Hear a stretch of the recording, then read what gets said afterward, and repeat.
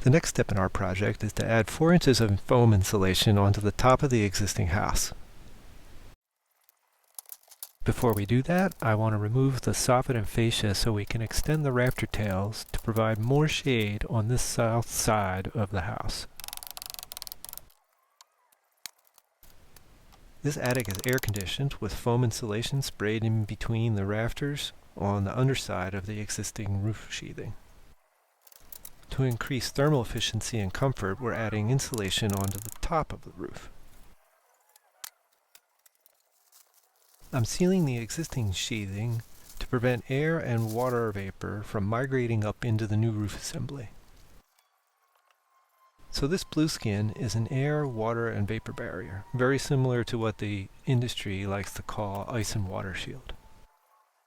Pulling the blueskin down around the rafter tails and sealing it off to the tieback on the walls completes the air barrier. It's very tedious, but it'll seal the roof, and I finish it off by caulking around the rafter tails.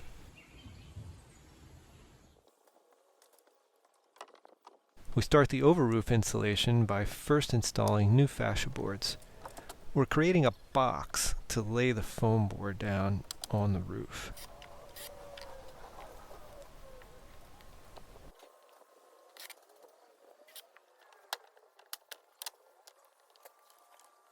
I mark all the rafter tail locations so John knows where to drive the 1200 6-inch long screws into the rafters.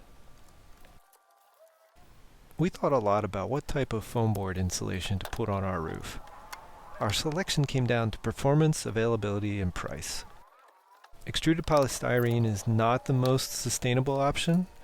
However, XPS, as it's also known, provides the highest R value per inch, reducing our roof sandwich thickness by as much as possible. It was also the best product currently available here in the upper Midwest in the small quantities that we need. And you're also probably wondering what that guy is doing down there in the bottom right-hand corner of your screen. He's with the electrical company. They're using this cool directional drilling machine to bury a new conduit for our 200 amp electrical service.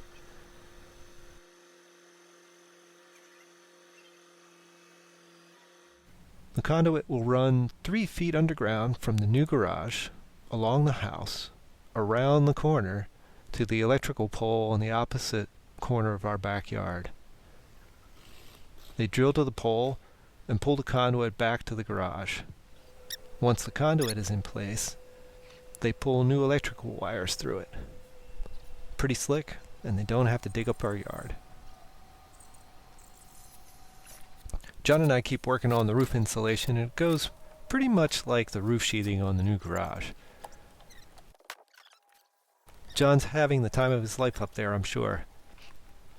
At least he's mostly in the shade this time. The 4 inches of foam board gives us about 40% more insulation on the existing roof. And we might not have chosen to do this as a standalone project, but since we had to tear off the old metal roof anyway, it seemed like a good opportunity to add some comfort to our existing home. In the next video, we'll start putting up some of the exterior wall insulation.